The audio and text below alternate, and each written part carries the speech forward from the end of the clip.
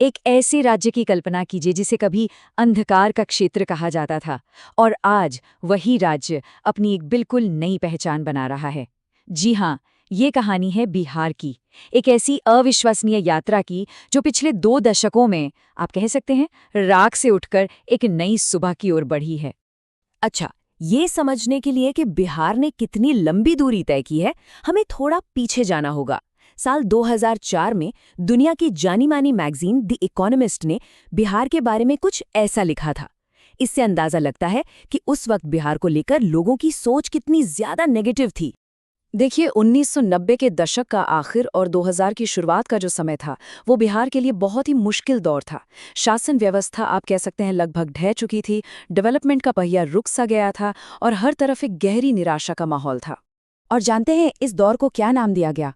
जंगल राज, मतलब जंगल का कानून, जहां नियमों की कोई जगह नहीं थी। किडनैपिंग, मर्डर और ऑर्गेनाइज क्राइम, ये सब तो जैसे रोज की बात हो गई थी। लोगों का सिस्टम पर से भरोसा पूरी तरह से उठ चुका था। फिर आया साल 2005, जो बिहार के इतिहास में एक टर्निंग पॉइंट साबित हुआ। नीतीश कुमार के नेतृत्व में एक नई सरकार बनी और उसके सामने एक ही बड़ी चुनौती थी, बिहार को जंगल राज के अंधेरे से निकालकर विकास के रास्ते पर वापस लाना। तो सबसे पहली और सबसे बड़ी चुनौती क्या थी? कानून व्यवस्था को पटरी पर लाना। सरकार की टॉप प्रायोरिटी थी कि राज्य का इकबाल फिर से बुलंद हो और अपराधियों के मन में कानून का डर बैठे। बदलाव की शुरुआत एक बहुत बड़े कदम से हुई, 12,000। जी हाँ, ये उन खाली पुलिस पोस्ट की संख्या थी जिन्हें सरकार ने फौरन भरा, और इनमें कई एक्स सोल्जर्स भी शामिल थे जिनके तजुर्बे और डिसिप्लिन ने पुलिस फोर्स को एक नई ताकत दी। लेकिन सिर्फ पुलिस की संख्या बढ़ाना ही काफी नहीं था, है ना? न्याय की प्रक्रिया को भी तेज करना जरूरी था। इसके लिए फास्ट ट्रैक कोर्ट्स बनाए गए ताकि अपराधियों को जल्द से जल्द सजा मिल सके। ये एक तरह की डबल स्ट्रैटेजी थी, सड़कों पर अलर्ट पुलिस और कोर्ट में तेज न्याय। लेकिन यहाँ कहानी में एक बड़ा ही दिलचस्प मोड़ आता है। एक तरफ तो हिंसक अपराधों में कमी आई, लेकिन दूसरी तरफ 2015 से 2024 के बीच जो टोटल क्राइम्स रिकॉर्ड हुए, उनमें 80% की बढ़ोतरी हो गई। अब सवाल यह है कि ऐसा क्यों हुआ? इसकी एक बड़ी वजह यह थी कि अब लोग जमीन जायदाद से जुड़े मामले भी पुलिस में जाकर दर्ज कराने लगे थे, जो पहले नहीं होता था। तो लॉ एंड ऑर्डर ठीक करने के बाद सरकार का ध्यान गया इंफ्रास्ट्रक्चर पर, क्योंकि बिजली और सड़कें यही तो किसी भी राज्य के विकास की नींव होती हैं। जरा बिजली की खपत में आए इस बदलाव को देखिए, ये हैरान करने वाला है। 2005 में जहां बिहार को सिर्फ 700 मेगावाट बिजली चाहिए थी, वहीं 2025 तक ये आंकड़ा 12 गुना बढ़कर लगभग 8,752 मेगावाट तक पहुंच गया। ये साफ दिखाता है कि राज्य में इकोनॉमिक एक्टिविटी और लोगों का रहन सहन कितना बेहतर हुआ है। और हर घर बिजली योजना के तहत बिहार ने एक बहुत बड़ी कामयाबी हासिल की, हर घर तक बिजली पहुंचाना। सोचिए, इस एक कदम ने राज्य के हर कोने, हर गांव और हर टोले में लाखों जिंदगियों को रोशन कर दिया। तो इस नए इंफ्रास्ट्रक्चर का असर क्या हुआ? बिहार की इकोनॉमी ने रफ्तार पकड़ ली और पता है, उसने नेशनल एवरेज को भी पीछे छोड़ दिया।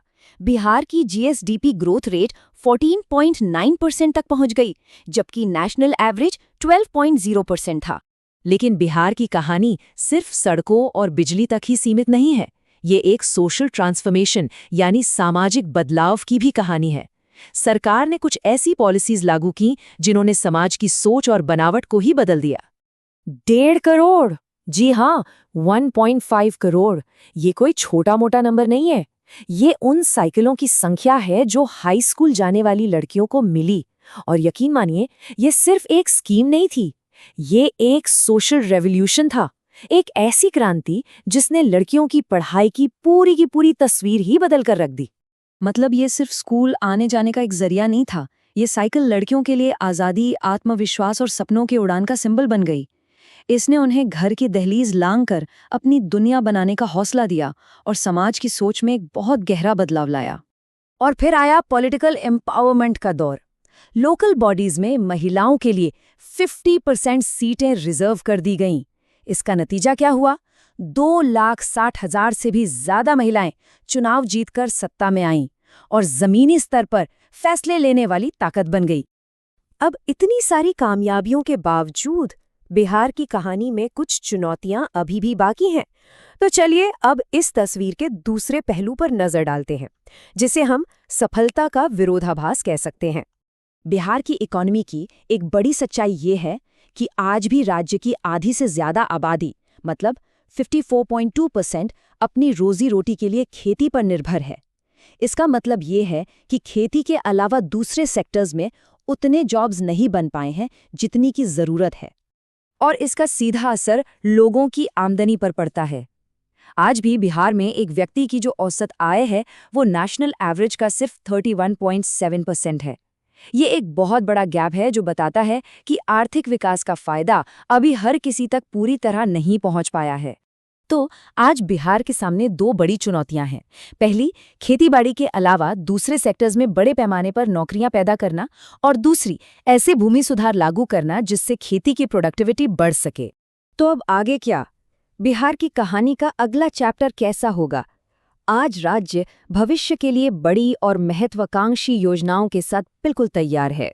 भविष्य की ये सोच इस एक नंबर में झलकती है, 11 गीगावाट। ये बिहार का टारगेट है 2030 तक रिन्यूएबल एनर्जी से बिजली पैदा करने का। ये एक सस्टेनेबल और ग्रीन फ्यूचर की ओर एक बहुत बड़ा कदम है। तो आज बिहार की पहचान बदल रही है। अब उसे उसके अतीत के अंधेरे से नहीं, बल्कि भविष्य के उन ऊंचे लक्ष्यों से जाना जाता है जो उसने अपने लिए तय किए हैं। और ये अपने आप में एक बहुत बड़ा बदलाव है।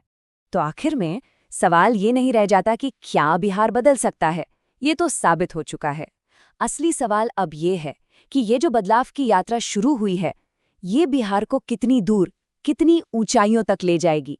और इसका जवाब, खैर, वो तो आने वाला वक्त ही बताएगा।